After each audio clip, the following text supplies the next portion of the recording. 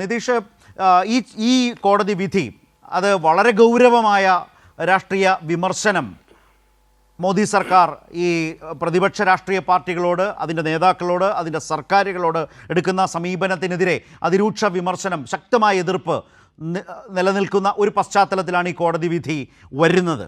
അത് എല്ലാ അർത്ഥത്തിലും വലിയ തിരിച്ചടി തന്നെയാണോ ബി ജെ പിയെ സംബന്ധിച്ച്, മോദിയെ സംബന്ധിച്ച്, ഒപ്പം കോൺഗ്രസിനെ സംബന്ധിച്ചു? ആദ്യം ഈ വിഷയം ചർച്ച ചെയ്യാൻ തീരുമാനിച്ച കൈരളിയെ ഞാൻ അഭിനന്ദിക്കുകയാണ്. കാരണം എന്താണെന്ന് വെച്ച് കഴിഞ്ഞാൽ, നമ്മൾ ഈ കേസിൻ്റെ സ്പെസിഫിക് ആയിട്ടുള്ള വിശദാംശങ്ങളിലേക്ക് പോകുന്നതിനും അപ്പുറം ഇന്ത്യൻ ജനാധിപത്യം എവിടെ എത്തി നിൽക്കുന്നു എന്നുള്ളതിൻ്റെ ഏറ്റവും അപകടകരമായിട്ടുള്ള ഒരു സൂചന കൂടിയാണ് ഈ കേസ് നമുക്ക് മുന്നിൽ തന്നിട്ടുള്ളത്. ഇപ്പോൾ വന്നിട്ടുള്ള വിധി ആശ്വാസകരമാണെങ്കിൽ പോലും. എന്ന് വെച്ചാൽ, ഈ രാജ്യത്തെ ഒരു മുഖ്യമന്ത്രിയെ, ഒരു സംസ്ഥാനത്തിൻ്റെ മുഖ്യമന്ത്രിയായിരുന്ന മനുഷ്യനെ കള്ളക്കേസിൽ പെടുത്തി മാസങ്ങളോളം ജയിലിലടക്കാൻ വേണ്ടിയിട്ട് പറ്റിയെന്നുള്ളത്, അദ്ദേഹത്തിൻ്റെ കൂടെ ഉപമുഖ്യമന്ത്രിയായിരുന്ന മനുഷ്യനെ ഒരു വർഷത്തിലധികം, ഏകദേശം 2 വർഷം, 1.5 വർഷത്തോളം ജയിലിലടക്കാൻ വേണ്ടി സാധിച്ചു എന്നുള്ളതും, ഒടുവിൽ ആ കേസ് അന്വേഷിക്കാൻ പോലുമുള്ള മെറിറ്റ് അതിലില്ല. അതായത് കേസ് തന്നെ എടുത്തു കളയുന്ന തരത്തിലേക്ക് ഉള്ള പ്രസ്താവനയോടുകൂടിയിട്ട് കോടതി അതിനെ തള്ളിക്കളയാണ്. പക്ഷേ ഇത് ഒരൊറ്റപ്പെട്ട വിഷയമല്ല. എവിടെയാണ് ഇന്ത്യയുടെ ജനാധിപത്യം എത്തി നിൽക്കുന്നത് എന്നുള്ളത്, എങ്ങനെയാണ് ഇന്ത്യൻ ജനാധിപത്യം ഭരണഘടനാപരമായ സ്ഥാപനങ്ങളെ തന്നെ ഉപയോഗിച്ചുകൊണ്ട് തകർക്കുന്നത് എന്നുള്ളതിൻ്റെ ഏറ്റവും ഭീതിതമായിട്ടുള്ള അനുഭവങ്ങളിൽ ഒന്നാണിത്. ഇത് ഏറ്റവും ഒടുവിലത്തത് മാത്രമാണ്. എത്രയോ അനുഭവങ്ങൾ നമ്മുടെ മുന്നിലുണ്ട്. ഹേമന്ത് സോറൻ്റെ അനുഭവമുണ്ട്. ഈ രാജ്യത്തെ വിവിധ പ്രതിപക്ഷ നേതാക്കൾക്ക് നേരെ നടക്കുന്ന അതിക്രമങ്ങൾ, വേട്ടയാടലുകൾ നമ്മുടെ മുന്നിലുണ്ട്.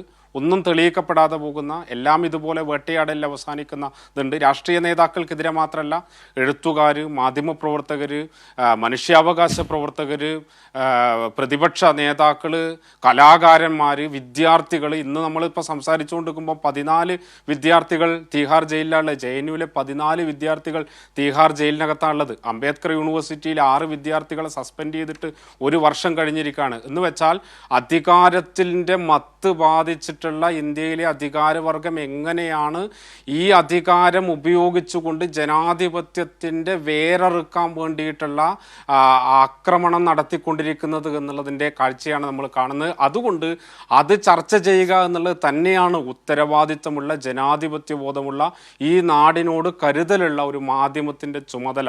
അതുകൊണ്ടാണ് ഈ വിഷയം ചർച്ച ചെയ്യപ്പെടേണ്ടത്. അത് ചർച്ച ചെയ്യാൻ തീരുമാനിച്ചിട്ടുള്ള കൈരളിയെ അതുകൊണ്ട് തന്നെ ഞാൻ ആദ്യം തന്നെ അഭിനന്ദിക്കുകയും ചെയ്യുന്നു.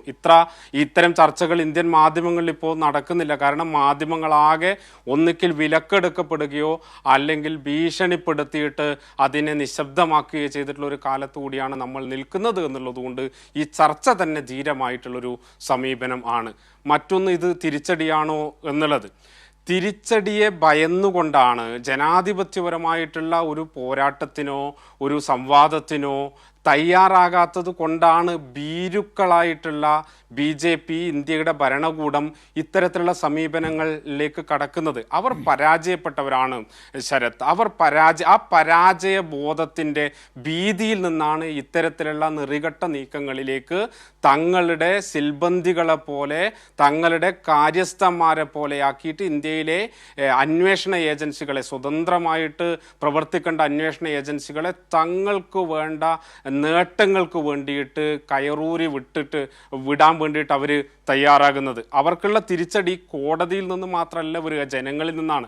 ഇന്ന് നോക്കണം, ഇന്ന് ഈ വിധി വന്നതിന് ശേഷം അരവിന്ദ് കെജ്രിവാൾ പറഞ്ഞൊരു വാചകമുണ്ട്. അദ്ദേഹം പറഞ്ഞത്, മിസ്റ്റർ മോഡി, നിങ്ങൾക്ക് ധൈര്യമുണ്ടെങ്കിൽ ഡൽഹിയിൽ ഒരു തെരഞ്ഞെടുപ്പ് നിങ്ങൾക്ക് നടത്താൻ വേണ്ടിയിട്ട് പറ്റുമോ എന്നുള്ളതാണ്. അദ്ദേഹം പറഞ്ഞൊരു കാര്യം, 10-ലധികം സീറ്റ് നിങ്ങൾക്ക് കിട്ടിക്കഴിഞ്ഞാൽ ഞാൻ ഈ പരിപാടി അവസാനിപ്പിക്കാമെന്ന് ഒരാൾ പറഞ്ഞിരിക്കുകയാണ്. നോക്കൂ, ഒരു തെരഞ്ഞെടുപ്പിൻ്റെ തൊട്ട് മുമ്പ് എവിടെയൊക്കെ, ഇത് ജാർഖണ്ഡിൽ നമ്മൾ കണ്ടു, ഡൽഹിയിൽ നമ്മൾ കണ്ടു, ഓരോ സംസ്ഥാനങ്ങളിലും എങ്ങനെയാണ് തെരഞ്ഞെടുപ്പ് അട്ടിമറിക്കപ്പെടുന്നത് എന്നുള്ളതിൻ്റെ ഉദാഹരണമായിട്ട് കൂടി ഇത് മാറുകയാണ്. ഇത് ഇന്ത്യൻ ജനാധിപത്യത്തെ ആകെ തങ്ങൾക്ക് അനുകൂലമായ തരത്തിലേക്ക് ആക്രമിച്ച് അതിനെ ഒരു ജനാധിപത്യത്തിൻ്റെ എല്ലാ അംശങ്ങളും അറുത്തുമാറ്റാം എന്ന സംഘപരിവാരത്തിന്റെ ധാരണ കേട്ടിട്ടുള്ള ഒരു തിരിച്ചടി തന്നെയാണ് ഈ വിധി. പക്ഷേ ആത്യന്തികമായിട്ട് അവർക്കുള്ള തിരിച്ചടി ലഭിക്കാൻ വേണ്ടി പോകുന്ന ഈ നാട്ടിലെ ജനങ്ങളുടെ കയ്യിൽ നിന്നായിരിക്കും.